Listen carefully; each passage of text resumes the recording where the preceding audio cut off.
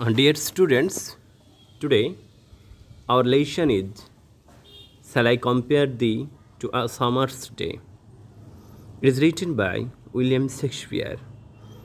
William Shakespeare was a versatile genius of English literature. He was not only a dramatist but also famous for his poetry, mainly sonnets. William Shakespeare, he was born on 1564 and died 1616. At first, তিনি 1564 খ্রিস্টাব্দে জন্মগ্রহণ করেন এবং তিনি মারা যান 1616 খ্রিস্টাব্দে। যদিও বা তার জন্ম এবং মৃত্যুর তারিখ নিয়ে অনেক মতবাদ আছেন। তিনি ছিলেন একদিক থেকে ইংলিশ পোয়েট এবং একদিক থেকে ইংলিশ ড্রামাটিস্ট। তিনাকে কনসিডার্ড করা হয় the greatest writer in English language and one of the first dramatists.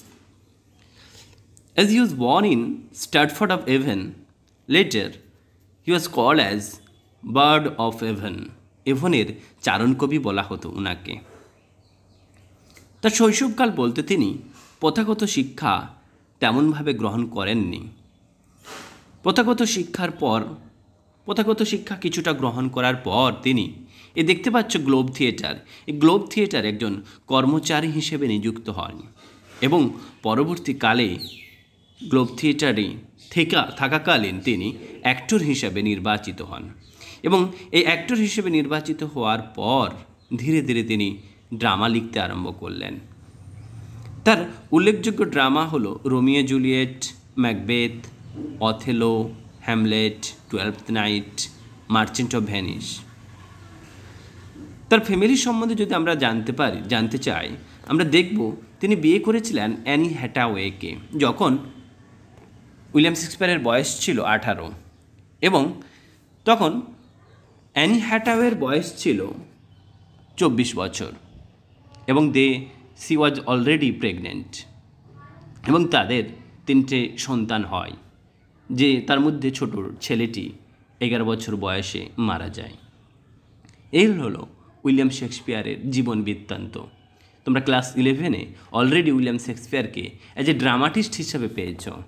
এখন আমরা ক্লাস 12-এ shall I compare thee to a summer's day মাধ্যমে আমরা ওনাকে একজন পোয়েট হিসাবে পাবো, অ্যাজ এ সনেটার হিসেবে পাবো। অ্যানি হ্যাটাওয়েকে যখন শেক্সপিয়ার বিয়ে করেন তখন ওনার বয়স ছিল 26। চলো আমরা সনেট সম্বন্ধে জেনে নেই। The word sonnet has come from sonetto, meaning a little sound or song. Sonnet শব্দটি এসেছে সনেটো থেকে, যার মানে হলো লিটল সাউন্ড অর সং। আমরা প্রথম জেনে নেব আসলে সনেট কি। Sonnet is a poem of 14 lines. Sonnet হলো 14 লাইনের কবিতা।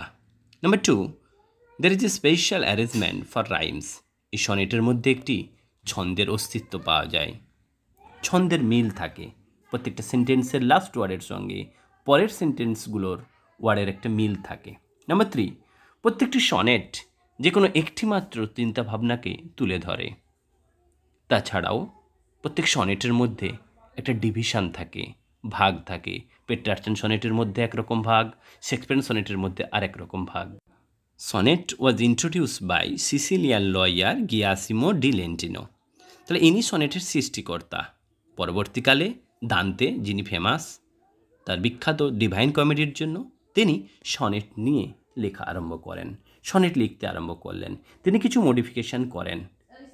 তারপর সনেটের আসল যে রূপ, যেখান থেকে আমরা বুঝতে পারি এটি হলো সনেট, সে আসল রূপটা যার কাছ থেকে পাই তিনি হলেন আমাদের সেই ফেমাস পেত্রার্চ বা পেত্রার্ক। তার নাম অনুসারে সেই সনেটের নাম হয় Petrarchan sonnet or Italian sonnet. Petrarch was a famous sonneteers of Italy. তিনি ওনার lady love or girlfriend beloved লৌরাকে নিয়ে তিনার সনেটগুলো লিখেছিলেন। ওনার সনেটের মূল বিষয়বস্তু হলো here the lover is adoring but the lady love is unresponsive. তাহলে লাভারের আগ্রহে লেডি লাভ কোনো সাড়া দেননি, তাই লেডি লাভকে পাওয়ার আশায় তাকে নিয়ে সনেট লিখছেন, তার উদ্দেশ্যে, লেডি লাভের উদ্দেশ্যে সনেট লিখছেন। এটা হলো একটি বৈশিষ্ট্য পেট্রার্চান সনেটসের। এছাড়া আরেকটি হলো হাইপারবোলিক স্টেটমেন্ট। পেট্রার্চান সনেটের প্রত্যেক সনেটার্সই বিলাভিডদের বর্ণনা করতে গিয়ে একটু বাড়িয়ে বাড়িয়ে বলেছেন। This is our famous Petrarch and the picture is of Laura. Whether fabricated or not, Laura inspired many of Petrarch's most famous lyrics. পেট্রার্চ যে সনেট লিখেছিলেন সেটি হলো পেট্রার্চান সনেট। আমরা সনেটের বৈশিষ্ট্য বলতে গিয়ে বলেছি পেট্রার্চান সনেটের মধ্যে একটা ডিভিশন থাকবে। ঠিক পেট্রার্চান সনেটের মধ্যেও দুটো ডিভিশন। 14 লাইনের মধ্যে ফার্স্ট 8 লাইনকে বলা হয় অক্টেভ অ্যান্ড পরের 6 লাইনকে বলা হয় সেস্টেট। পেট্রার্চান সনেটের মধ্যে বা ইতালিয়ান সনেটের মধ্যে যে রাইম স্কিম দেখা যায় অক্টেভ, এবিবিএ, আর সেস্টেটের ক্ষেত্রে অনেকগুলো রকম দেখা যায় সিডিই বা সিডি। পেট্রার্চ যে সনেটগুলো লিখেছিলেন ওনার বিলাভেড লাউরার জন্য, তো লাউরাকে নিয়ে লিখেছিলেন, ওই সনেটগুলোকে বলা হয় পেট্রার্চান সনেট বা ইতালিয়ান সনেট। ওই সনেটগুলির একটি বৈশিষ্ট্য হলো হাইপারবোলিক স্টেটমেন্ট। আমরা এই কবিতা বুঝতে গেলে ওই হাইপারবোলিক স্টেটমেন্ট কিছু বুঝে নেব। যে সমস্ত সনেটার্সরা শুধুমাত্র ইতালি নয়, ইংল্যান্ডেও পরবর্তীকালে পেট্রার্চকে অন্ধভাবে ফলো করতে লাগলেন, তো ওনারা যে থিমটাকে বেছে নিলেন, ওনাদের বিলাভেড, ওনাদের লেডি লাভকে একটু উঁচু স্তরে দেখাতে আরম্ভ করলেন। একটা আইডিয়াল প্লেস দিয়েছিলেন, একটা ভালো জায়গায় বসিয়েছিলেন। কেউ বলছিলেন কোন কবি যে আমার লেডি লাভ যখন হাঁটে ঠিক যেন গডেসের মতো। আবার কেউ বলছেন যে আমার লেডি লাভের চোখ তো শেফেয়ারের মতো উজ্জ্বল চকচক করছে। আবার কেউ বলছে আমার লেডি লাভের লিপ তো বলছে যে চেরির মতো লাল। আমার লেডি লাভের গাল তো আপেলের চেয়েও লাল। বলছে আমার লেডি লালের মুখ থেকে যে নিঃশ্বাসের গন্ধ বেরোয় সেটা কোনো পারফিউমকে হারিয়ে দেয়। তাহলে এইভাবে বলছি কখনো তার ভয়েসটা যে কোনো ভালো মিউজিক গানকেও হারিয়ে দেবে। তো আমরা এক্ষেত্রে দেখতে পাচ্ছি যে পেট্রার্চান সনেটের ফলোয়ার্সরা সেক্ষেত্রে বিলাভেডকে বর্ণনা করতে গিয়ে অনেকটা এক্সাজারেশন বাড়িয়ে বাড়িয়ে বলেছে। আমাদের ইতালিয়ান সনেট। এবার আমরা আসি ইংলিশ সনেট। ইংল্যান্ডে প্রথম যিনি সনেট লেখেন তিনি হলেন থমাস ওয়েট। ওনার রিনাউন্সিং অফ লাভ এক উল্লেখযোগ্য কবিতা। এরপর আর্ল অফ সারে আর হেনরি হাওয়ার্ড তিনি সনেট লেখেন এবং ওনার সনেটের সঙ্গে শেক্সপিয়ার সনেটের ফর্মটা কিছুটা একই। এরপর আমরা সনেটার্স হিসাবে যে তিনজনকে পাই, Philip Sidney, Edmund Spenser and William Shakespeare. Philip সিডনির লাভিং এন্ড ট্রুথ হল উল্লেখযোগ্য কবিতা এবং তিনার যে কাব্যগ্রন্থ হলো অ্যাস্ট্রোফেল অ্যান্ড স্টিলা। এরপর এডমন্ড স্পেন্সার কাব্যগ্রন্থ হলো অ্যামোরিটি এবং ওনার one day I wrote her name এক উল্লেখযোগ্য কবিতা, আমরা যেটা পরে পড়ব। এবং তারপর আমাদের উইলিয়াম শেক্সপিয়ার যিনি টোটাল 154টা সনেট লেখেন। ইংলিশ সনেটার্স হিসাবে থমাস ওয়েট, আর্ল অফ সারে বা অন্যান্য সনেটার্সরা তারা ইমিটেট করতে থাকে পেট্রার্চান ফর্ম ইউজ করতে থাকেন এবং তাছাড়াও থিম বা বিষয়বস্তু একটিই থাকে, সেই পেট্রার্চান থিম। এডমন্ড স্পেন্সারের এপিথালামিয়ান বলে একটি কবিতায় সেক্ষেত্রে বিলাভেডস আইজকে বলা হয়েছে লাইক স্যাফেয়ার শাইনিং ব্রাইট, আর চিক্সকে বলা হয়েছে like apples which the sun hath rud, and our লিপসকে বলা হয়েছে like cherries charming men to bite. তো এইভাবে আমরা দেখতে পাচ্ছি যে পেট্রার্চান ফর্মকে ইংলিশ সনেটার্সরাও ব্লাইন্ডভাবে ইমিটেট করতে আরম্ভ করে। তারা সেই ফর্মটাকে, যে ক্ষেত্রে সেই lady love unresponsive. Loving in truth কবিতায়ও আমরা দেখতে পাচ্ছি যে সেক্ষেত্রে লাভার অ্যাস্ট্রোফেল তার স্টিলার জন্য কবিতা লিখতে যাচ্ছে, তার স্টিলাকে একটা উঁচু জায়গায় পৌঁছাতে যাচ্ছে, তিনি তার জন্য কবিতা লিখলেন। লাস্ট কনক্লুডিং লাইনগুলো fool said my muse look in thy heart and write. এইভাবে ইংলিশ সনেটার্সরাও Thomas Wyatt, earl of Surrey subject matter বা থিমটাকে পেট্রার্চের হিসাবেই ফলো করতে থাকে। কিন্তু আমাদের উইলিয়াম শেক্সপিয়ার তিনি ভাবেন যে এইভাবে পেট্রার্চকে আমরা অন্ধভাবে ব্লাইন্ডলি ইমিটেট করা আমার দ্বারা সম্ভব নয়। তিনি তখন কিছুটা চেঞ্জ করার কথা মনে করেন। কথা আছে, time and tide waits for none. Edmund স্পেন্সারের one day wrote her name কবিতা যদি আমরা দেখি, সেক্ষেত্রে লাভার বারবার অ্যাটেম্প্ট করেছে বিলাভেটের নাম সি বিচে লেখার জন্য, কিন্তু বারবার সময়ের ঢেউ এসে কী করে, মুছে নিয়ে যায়। বিলাভেট তখন বলে যে আমার নাম লেখার জন্য বৃথা চেষ্টা কেন করছো, কারণ আমি তো মর্টাল থিং, আমি তো একদিন মরব। সেক্ষেত্রে এডমন্ড স্পেন্সারের লাভার তিনি কী করছেন, তিনি বলছেন যে let baser things devise to die in dust, but you shall live by fame. বলছে যেগুলো একেবারে নিম্নমানের জিনিস সেগুলো তো একদিন ডাস্টে পরিণত হবে, কিন্তু তুমি তো আমার কাছে উঁচু মানের। তাহলে এই কবিতায়ও কিন্তু আমরা সেই পেট্রার্চান থিমটাও খুঁজে পাই। কিন্তু এই কবিতার যে থিম বা এই কবিতার যে বিষয়বস্তু, এটা একটা লং স্ট্যান্ডিং ডিবেট, যেটা এই কবিতার সঙ্গে আমাদের shall I compare thee to a summer's day এই কবিতার একটা মিল আছে। কী মিল আছে? এই কবিতা একটা লং স্ট্যান্ডিং ডিবেট দেখিয়েছে। কার মধ্যে? দুটো জিনিসের মধ্যে ডিবেট। একদিকে হলো টাইম বা ডেথ, মৃত্যু বা সময়, আরেকদিকে হলো আর্ট। টাইম বা ডেথ যারা নিজেকে পার্সোনিফাই করছে একটা বোস্টফুল, একটা প্রাউড, গর্বিত একজন হিসাবে নিজেকে খুব পাওয়ারফুল মনে করছে। আবার একদিকে আছে আর্ট, যে বলছে যে এই টাইম আর আর্টের সঙ্গে একটা কী করছে, দ্বন্দ্ব সবসময় লেগে আছে। টাইম বলছে যে আমি সবাইকে কেড়ে নেব, আর্ট বলছে আমি বাঁচিয়ে রাখবো। তো এই ক্ষেত্রেও ওই one day I wrote her name কবিতায় কবি বলছেন যে তুমি হয়তো তোমার শরীরগতভাবে তুমি মারা যাবে, কিন্তু মাই ভার্স, আমার কবিতা, ইয়োর ভার্চুজ, তোমার গুণাবলী, রিহার্সাল ইটারনাইজ, তোমার গুণাবলীকে চিরন্তন করে রাখবে। And in the heavens right your glorious name, এবং আকাশে বা স্বর্গে তোমার নামটাকে উজ্জ্বল আকারে লিখে রাখবে। এইভাবে আমরা উইলিয়াম শেক্সপিয়ারের এই shall I compare thee to a summer's day কবিতাও আমরা দেখতে পাবো ঠিক একই থিম, যে ক্ষেত্রে একটা ডিবেট আছে কার মধ্যে, টাইম অ্যান্ড ডেথের সঙ্গে একটা আর্ট কীভাবে জয়ী হচ্ছে টাইমকে হারিয়ে দিয়ে, আর্টের সেই শক্তিশালী পাওয়ার, যে পাওয়ারের মাধ্যম দিয়ে চিরস্মরণীয় আছে, যেটা আমরা একটা উদাহরণ দিয়ে বুঝতে পারবো।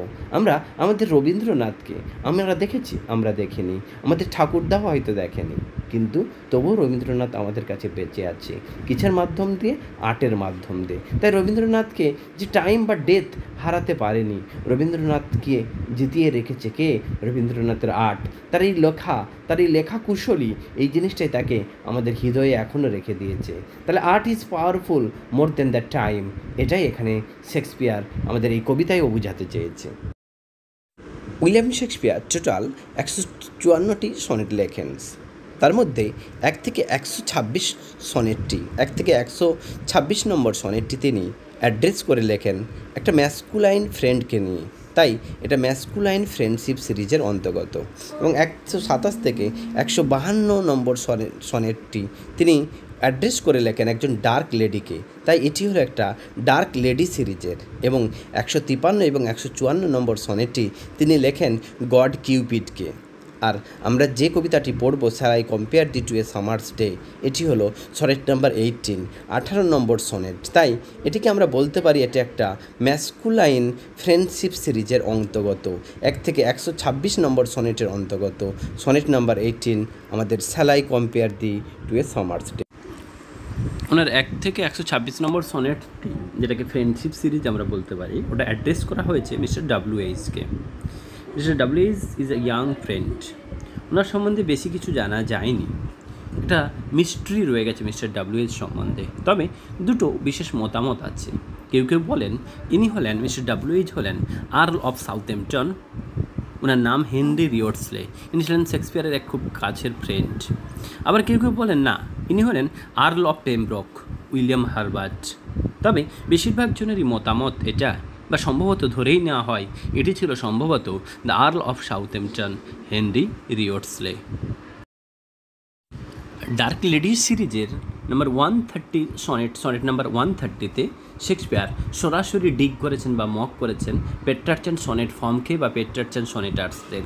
তিনি 130 সনেটে সনেট নাম্বার 130-তে তিনি বলেছেন, মাই মিস্ট্রেসেস আইজ আর নাথিং লাইক দ্য সান। আমার মিস্ট্রেসের চোখ শানের মতো নয়, সূর্যের মতো নয়, যেখানে ওনারা বলছেন শেফেয়ারের মতো। Coral is far more red than her lips red. উনি বলছেন আমার মিসেসের লিপসটা ঠোঁটটা লাল, কিন্তু তার থেকে কোরাল আরও বেশি লাল।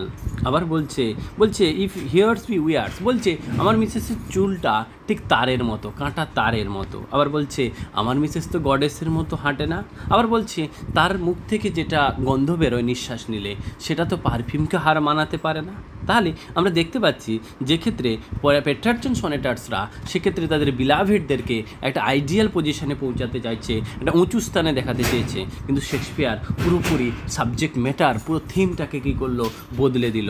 একদিক থেকে তিনি শুধুমাত্র যে ক্ষেত্রে পেট্রার্চান সনেটার্সরা যে ক্ষেত্রে শুধুমাত্র বিলাভেডদেরকে কবিতা নিয়ে লিখতে আরম্ভ করলো, কিন্তু উইলিয়াম শেক্সপিয়ার দেখা গেল যে না, বন্ধুকে নিয়ে কবিতা লিখছে। এটা একটি। আবার একটি কি, যে ক্ষেত্রে তারা আইডিয়াল পজিশনে দেখাতে চাইলো বিলাভেডদের, কিন্তু আমরা দেখতে পাচ্ছি উইলিয়াম শেক্সপিয়ার তার লেডিকে, তার ডার্ক লেডিকে এইভাবে নিচু করে দেখাতে চেয়েছে।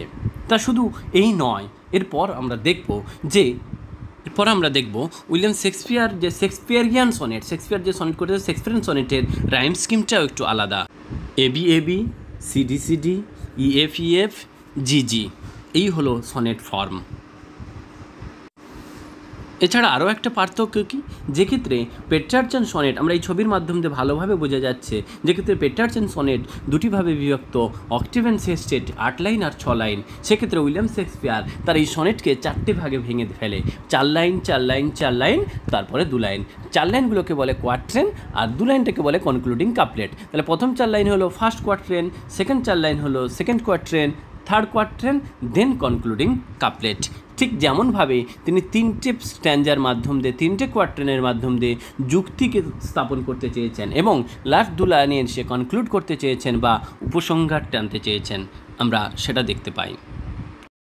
আমরা একবার কবিতাটাকে ফুল টেক্সট পড়ে নিই। Shall I compare thee to a summer's day, sonnet number 18। Shall I compare thee to a summer's day, thou art more lovely and more temperate. Rough winds do shake the darling birds of May, and summer's lease hath all too short a date. Sometime too hot the eye of heaven shines, and often is his gold complexion dimmed, and every fear from fear sometime declines, by chance or nature's changing course untrim. But thy eternal summer shall not fade, nor lose possession of that fear thou owest, nor shall death brag thou wanderest in his shade. When in eternal lines to time thou growest, so long as men can breathe or eyes can see, so long lives this, and this gives life to thee. Let's analyze the text. Shall I compare thee to a summer's day? Shall I compare thee? আমি কি তোমাকে তুলনা করতে পারি two a summer's day, একটা গ্রীষ্মের দিনের সাথে। শ্যাল আই কম্পেয়ার, আমি কি তোমাকে তুলনা করতে পারি। এখানে আমি বলতে উইলিয়াম শেক্সপিয়ার নিজেকে বুঝিয়েছেন, আর দি মানে ইউ, তোমাকে। এখানে তোমাকে মানে শেক্সপিয়ারের ফ্রেন্ড, তার বন্ধু মিস্টার WH সম্ভবত দ্য আর্ল অফ সাউথহ্যাম্পটনকে বুঝিয়েছে। তাহলে তার উদ্দেশ্য বলছে আমি কি তোমাকে তুলনা করতে পারি টু এ সামার্স ডে, একটা গ্রীষ্মের দিনের সাথে। তাহলে গ্রীষ্মের দিনের সঙ্গে তুলনা করতে চেয়েছে, কার সঙ্গে? গ্রীষ্মের দিনের সঙ্গে। তাহলে হঠাৎ মনে প্রশ্ন জাগতে পারে গ্রীষ্মের দিনের সঙ্গে কেন তুলনা করতে চেয়েছে। আসলে ইংল্যান্ডে গ্রীষ্মটা খুব ভালো, দ্য ফেভারিট সিজন, সবথেকে সুন্দর, সবথেকে প্রিয় ঋতু। কারণ আমাদের এখানে যেমন বসন্ত থাকে, আমাদের মানে স্প্রিং থাকে নাতিশীতোষ্ণ, খুব ভালো একটা ওয়েদার। ঠিক তেমনিভাবে যেহেতু ইংল্যান্ড শীত প্রধান দেশ, তাই সবসময় ঠান্ডা থাকে, কিন্তু গ্রীষ্মকালে একটা ওয়েদারটা ঠিক সুন্দর থাকে, যার ফলে গ্রীষ্মটা খুব প্রিয় জিনিস, গ্রীষ্মটা সব থেকে ভালো জিনিস। তাই এই ভালো জিনিসের সঙ্গেই কী করছে, তুলনা করছে। যেমনভাবে আমরা কারোর সঙ্গে, আমরা অনেকে, যদিও এটা করা উচিত নয়, অনেকে কি করে, দিব্যি করে। যে আমরা কি বলি কখনো বইয়ের দিব্যি, খাতার দিব্যি, ব্যাগের দিব্যি, পেনের দিব্যি? না, আমরা প্রিয় জিনিস গডের দিব্যি কাটি, কেউ মার কাটি, কে বাবা, কেউ আল্লাহ। যদি বা এটা ঠিক নয়, তবু আমরা প্রিয় জিনিসকে দিয়ে কোনো কিছুর তুলনা করার চেষ্টা করি। তো শেক্সপিয়ারও এখানে প্রিয় জিনিস সামার, যেখানে ইংল্যান্ডের সবাই সামারকে খুব পছন্দ করে, কিন্তু উনি ওনার বন্ধুকে বলতে চেয়েছে যে তুমি সেই সামারের থেকেও আরও বেশি কিছু। সেইটা যুক্তি স্থাপনের জন্য তার সঙ্গে তুলনা করা হয়েছে। স্যালাই কম্পেয়ার, আমি কি তুলনা করতে পারি তোমাকে টু এ সামার্স ডে, একটা গ্রীষ্মের দিনের সাথে? আসলে আচ্ছা, এখানে দুটো অলঙ্কার লুকিয়ে আছে। একটি হলো মেটাফোর, শেক্সপিয়ার তার ফ্রেন্ডের সঙ্গে সামার্স ডে, গ্রীষ্মের দিনের তুলনা করা হয়েছে, নাম্বার 1। নাম্বার 2, ইন্টারোগেশন, এটা একটা অলঙ্কার যেখানে জিজ্ঞাসা করা হয়েছে, জিজ্ঞাসার মধ্যেই উত্তরটা লুকিয়ে আছে। আমি তুলনা করতে পারি, তার মানে আমি তুলনা করতে পারি না, এটা হলো ইন্টারোগেশন। আচ্ছা, এখানে গ্রীষ্মের দিন মানে একটা পার্টিকুলার দিন বুঝিয়েছে? না, তা নয়, পুরো গ্রীষ্মটাকে বুঝিয়েছে। নেক্সট লাইন, দাও ওয়ার্ড, দাও মানে ইউ, আর কেক ওয়ার্ড প্রাচীন শব্দ। দাও ওয়ার্ড, তুমি হও মোর লাভলি, বেশি সুন্দর, হ্যাঁ, অনেক more lovely, comparative degree, and more temperate, বেশি মনোরম। টেম্পারেট মানে মডারেট, মাইল্ড, মনোরম। তুমি হলে বেশি সুন্দর, বেশি মনোরম। তাহলে কেন তুলনা করতে পারে না? তার উত্তর দিয়েছে, তুমি হলে, আমার বন্ধু হলো বেশি সুন্দর এবং বেশি মনোরম। রাফ উইন্ডস, ঝোড়ো এলোমেলো বাতাস, এলোমেলো দিক থেকে আসা বাতাস। ডু শেক, নাড়ায়, ডুটা অক্সিলারি ভার্ব, এমফেসিস করার জন্য ব্যবহার করা হয়েছে। ডু শেক, নাড়ায়, নাড়াই মানে ঝরিয়ে দেয়, মানে ডিস্ট্রয় করে। The darling birds of May, মে মাসের ডার্লিং, প্রিয় বার্ডস, কুড়িগুলি, মে মাসের প্রিয় কুড়িগুলিকে জড়িয়ে দেয়, মানে ঝরিয়ে দেয়, ডিস্ট্রয় করে দেয়। তাহলে here the Summer is the destroyer of nature. Rough winds do shake the darling birds of May. মে মাসের কুড়িগুলোকে নড়িয়ে দেয় বা ঝরিয়ে দেয়। তাহলে এখানে কোন মাসের কথা উল্লেখ করা হয়েছে? মে মাস। এরপর অ্যান্ড সামার্স লিজ, এখানে লিজ মানে ডিউরেশন, আয়ু। তাহলে গ্রীষ্মের আয়ু, জেনারেলি লিজ হলো একটি লিগাল টার্ম, কোনো কিছুর ওপর অধিকার। এই জিনিসটা রেন্ট, কোনো কিছু একটা রেন্ট নিলাম, আমি এই বাড়িটা 5 বছরের জন্য লিজ দিলাম, তাহলে রেন্ট দিলাম, ঠিক সেই রকমভাবে। কিন্তু এখানে লিজ মানে হলো ডিউরেশন। তাহলে গ্রীষ্মের আয়ু হ্যাথ থেকে এসেছে, হ্যাথটা বর্তমানে পরিণত হয়েছে হ্যাজ, এই যে হ্যাজ, যেটা হ্যাজ, সে has all too short a date, খুবই অল্প দিন। তাহলে গ্রীষ্মের আয়ুটা খুবই একটি অল্প দিন, খুব একটা অল্প দিন গ্রীষ্মের আয়ু। তাহলে এই হলো ফার্স্ট কোয়ার্ট্রেন, প্রথম 4 লাইন। তাহলে এই যে লাস্ট 2 লাইনে দুটো শর্টকামিং, গ্রীষ্মের ত্রুটি দেখানো হয়েছে। আমি যদি রাম আর শ্যামের মধ্যে পার্থক্য করতে চাই, আমি রামকে ভালো দেখাতে চেয়েছি, তাহলে আমি শ্যামকে খারাপ দেখাবো।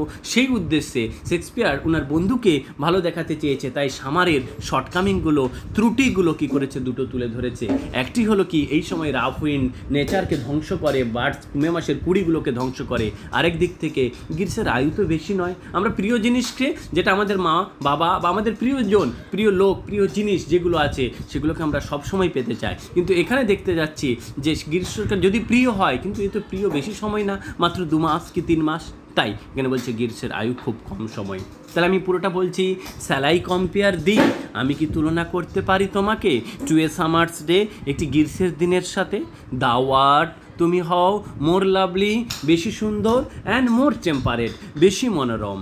রাফ উইন্ডস, ঝোড়ো বাতাস, ডু শেক, নাড়িয়ে দেয়। দ্য ডার্লিং বার্ডস, কোমল কুঁড়িগুলি অফ মে মাসের ফুলের কুঁড়িগুলি বা গাছের কুঁড়িগুলি নড়িয়ে দেয় বা ঝরিয়ে দেয়। অ্যান্ড সামার্স লিজ, গ্রীষ্মের আয়ু hath two short a date, খুবই একটি অল্প সময়। So here in the first quatrain, Shakespeare tries to compare his friend to a summer's day. His friend is beyond any comparison than a summer's day. A summer's day is good one. A summer's day is good one, but his friend is more lovely and more temperate than a summer's day. And here the Shakespeare tries to points out the shortcomings of the summer. Here the two kind of shortcomings that Shakespeare has found. That one shortcoming is that here the rough winds in summer, the rough winds come and destroy the nature by shaking the birds of the flowers or birds of the trees of May. And another one, the brief the duration of summer is very brief. So it is all and here you can fine, এখানে তোমরা দেখতে পাবে এখানে I বলতে শেক্সপিয়ারকে বলা হয়েছে, দি মানে UK poets friend, art মানে আর, টেম্পারেট মানে মডারেট, লিজ মানে ডিউরেশন, এখানে লিগেল টার্ম, হ্যাথ মানে হ্যাজ, তোমরা এখানে ওয়ার্ড মিনিংটাও পেয়ে যেতে পারো, তোমরা দেখে নেবে। Next second quatrain. First quatrain summer সম্বন্ধে বলার পর এক্ষেত্রে অন্যান্য সুন্দর জিনিসগুলোর বর্ণনা দিতে চেয়েছেন। কবি কি বলছেন? সামটাইমস কখনো কখনো টু হট, খুবই উত্তপ্ত, খুবই গরমভাবে, দ্য আই অফ হেভেন, এখানে দ্য আই অফ হেভেন মানে সূর্য, সূর্য সাইন্স কিরণ দেয়, তাহলে সূর্য কখনো খুব উত্তপ্ত খুব গরমভাবে কিরণ দেয়, সাইন্স মানে কিরণ দেওয়া। The eye of haven refers to the sun, এখানে শেক্সপিয়ার যে অলঙ্কারটা ইউজ করেছেন সেটি হলো পেরিফ্রেসিস বা সার্কামলোকিউশন, যার মানে হলো রাউন্ড অ্যাবাউট ওয়ে, ঘুরিয়ে বলা। সূর্যকে সূর্য না বলে বলছে দ্য আই অফ হেভেন, আকাশের চোখ, আকাশের চোখ মানে সূর্য। তাহলে এখানে কখনো কখনো কি বলতে চেয়েছেন, যে সূর্যটা খুবই শক্তিশালী সে কখনো কখনো খুবই উত্তপ্ত কিরণ দেয়, খুবই শক্তিশালী। অ্যান্ড ওফেন এবং প্রায় ইজ ইজ গোল্ড কমপ্লেকশন, তার এই গোল্ড তার মানে এখানে মানে সানের সূর্যের গোল্ড কমপ্লেকশন, তার এই সোনালি কমপ্লেকশন মানে কালার, তার এই সোনালি বর্ণটা আবার ডিমড ফ্যাকাসে হয়ে যায়। তাহলে nothing is permanent, here the scorching sun that becomes faint, এনে বলছে সামটাইমস কখনো কখনো টু হট, খুবই গরম, খুবই উত্তপ্তভাবে, the eye of heaven shine, সূর্য কিরণ দেয়। আবার ওফেন প্রায় ইজ ইজ গোল্ড কমপ্লেকশন, তার এই সোনালি বর্ণ, সোনালি রঙটা আবার ডিমড ফ্যাকাশে হয়ে যায়, আবছা হয়ে যায়। কোশ্চেন পড়ে কখন ফ্যাকাশে হয়ে যায়? অ্যান্সার হবে when the patches of cloud cover the sun, যখন সূর্যের মানে ক্লাউডস মেঘের ছোপ কী করে সূর্যকে ঢেকে ফেলে তখন আবছা হয়ে যায়। নেক্সট তারপরে কি বলছে? And every fear from fear sometime declines, এখানে একটা পান ইউজ করেছে, পান ডাবল মিনিং, পান বলছে and every fear from fear, দুটো ফিয়ার ব্যবহার করেছে। প্রথম ফিয়ার মানে ফিয়ার অবজেক্টস ইন দ্য ওয়াল, এই পৃথিবীর সব থেকে সুন্দর জিনিসগুলোর কথা বলছে, সুন্দর সুন্দর জিনিসগুলো। আর সেকেন্ড ফিয়ার মানে হলো ফেয়ারনেস, সৌন্দর্যতা। তাহলে এভরি ফিয়ার ফ্রম ফিয়ার, প্রত্যেক সুন্দর জিনিস থেকে তার সৌন্দর্যতা, সামটাইম ডিক্লাইন্স, কখনো কখনো ডিক্লাইন্স অবলুপ্ত হয়। তাহলে প্রত্যেক সুন্দর জিনিস থেকে একদিন না একদিন তার সৌন্দর্যতাটা বিলোপ পায়, বিলুপ্ত হয়। এবার এই বিলুপ্ত হওয়ার দুটো প্রসেস আছে। ঠিক যেমনভাবে সাপোজ যে কোনো মানুষ, সাপোজ আমি সেই শৈশবকালে ছোট জন্মানোর পর থেকে একটু বড় হলো, আমার শৈশবকাল, বাল্য, কৈশোর, যৌবন হয়ে হয়তো আমি একদিন মারা যাব। তাহলে এই ছোট থেকে বড় হওয়া এটা হলো প্রকৃতির নিয়ম, নাম্বার 1। নাম্বার 2, না হলে আমি হয়তো মারা যেতে পারি, কোনো অ্যাক্সিডেন্ট, কোনো দুর্ঘটনার মাধ্যম দিয়ে আমি মারা যেতে পারি।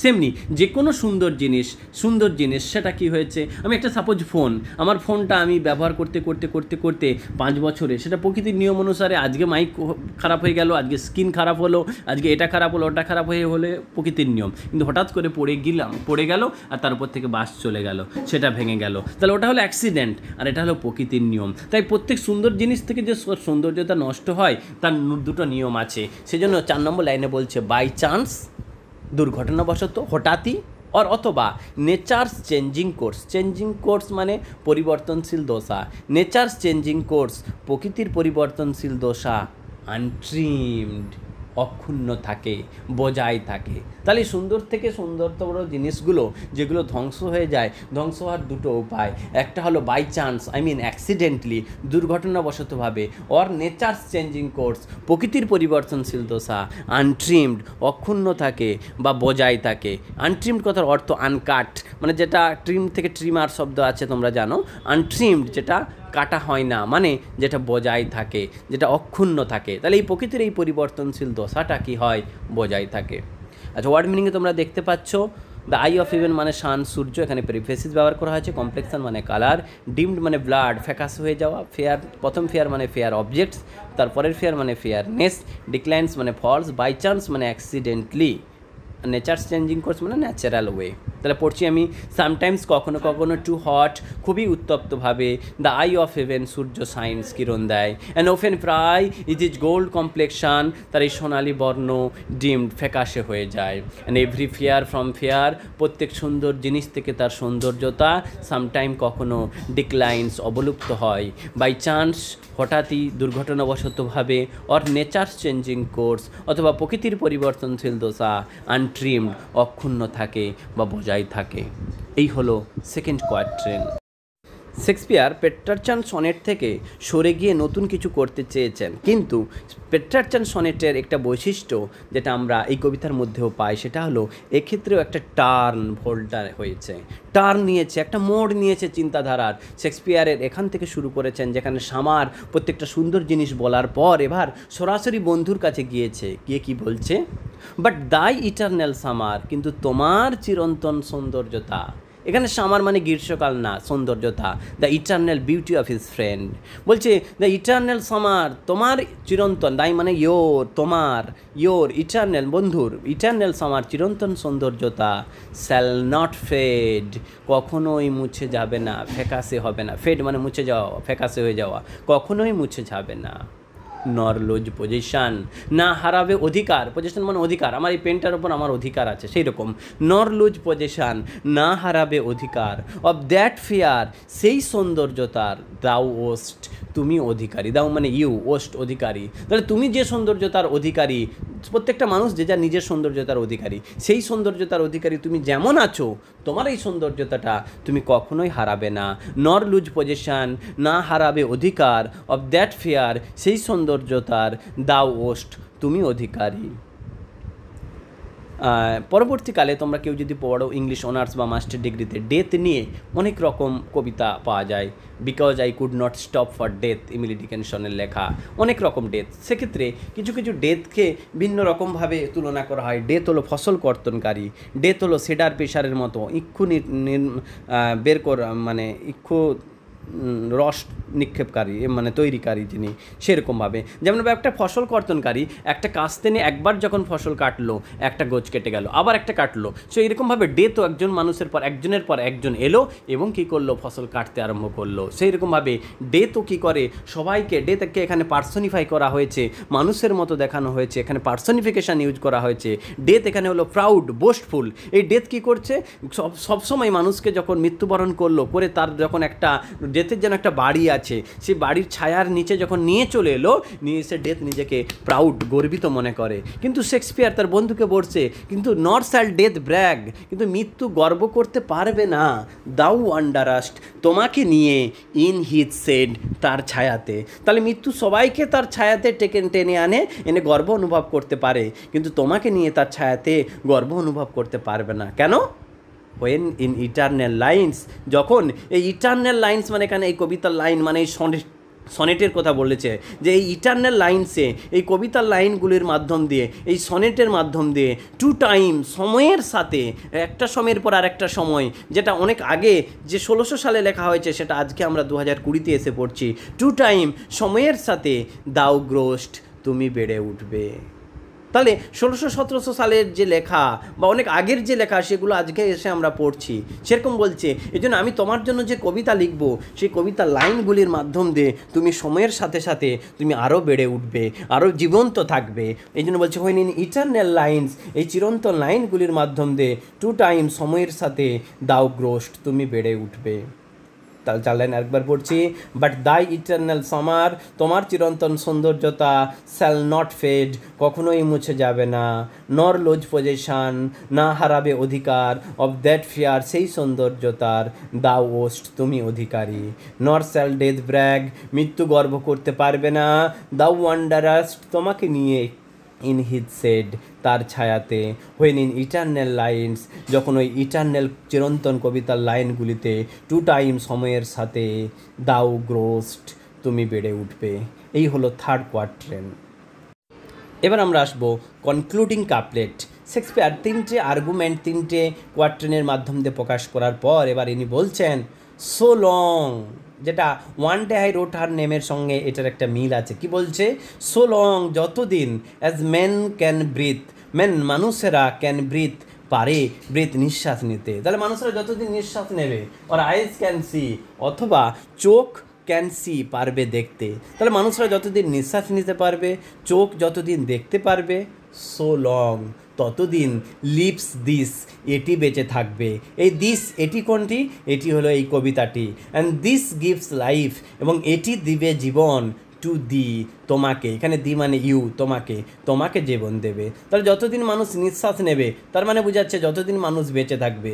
চোখ যতদিন দেখতে পারবে, মানে মানুষ যতদিন পড়বে এই কবিতা, সো লং লিভস দিস, ততদিন এই কবিতাটা বেঁচে থাকবে। And this gives life to the, এবং এটি তোমাকে জীবন দেবে। তো এইভাবে উইলিয়াম শেক্সপিয়ার তার কনক্লুডিং কাপলেটের মাধ্যম দিয়ে একটা উপসংহার টানলো কি, যে আমি আমার বন্ধুকে, শেক্সপিয়ার হ্যাজ ট্রাইড, শেক্সপিয়ার চেষ্টা করেছে টু ইমমর্টালাইজ হিজ ফ্রেন্ড, তার বন্ধুকে চিরন্তন করতে, through his poetry, through his sonnet, তার এই কবিতা, তার এই সনেটের মাধ্যম দিয়ে শেক্সপিয়ার চিরন্তন করতে চেয়েছে, তাকে অমর করে রাখতে চেয়েছে। সত্যিই তো যে আজকে তিনি অত আগে কবিতা লিখেছেন, কিন্তু আজও আমরা কবিতা পড়ছি, আজও তার বন্ধুর সৌন্দর্যতা সম্বন্ধে বুঝতে পারছি তার বন্ধু কত সুন্দর ছিল। তাই তো তিনি সফল। এক্ষেত্রে আর্টের এভাবেই জয় হয়েছে। আর্ট কীভাবে বাঁচিয়ে রেখেছে তার বন্ধুকে, আর্ট কীভাবে বাঁচিয়ে রেখেছে শেক্সপিয়ারকে, আর্ট কীভাবে বাঁচিয়ে রেখেছে পুরো লিটারেচার, সাহিত্যকে। এই লিটারেচার, এই সাহিত্যটা, এই আর্টটা আমাদেরকে কি করে, যেটা আমাদেরকে আনন্দ দেয়, সেটা আমাদেরকে এইভাবে আর্টটা সবসময়ের জন্য বেঁচে থাকে। এটাই হলো শেক্সপিয়ারের shall I compare thee to a summer's day. তবে একটা বিশেষ কথা আমাদেরকে মনে রাখতে হবে, শেক্সপিয়ার জীবদ্দশায় শেক্সপিয়ার কবিতাগুলোর কোনোভাবে কোনো নাম দেননি। তাই তবে মজার বিষয় হলো, শেক্সপিয়ারের প্রত্যেকটা সনেটের প্রথম লাইনই শেক্সপিয়ারের কবিতার নাম। সেই জন্য এই কবিতার নাম হলো shall I compare thee to a summer's day. That's all. Thank you all of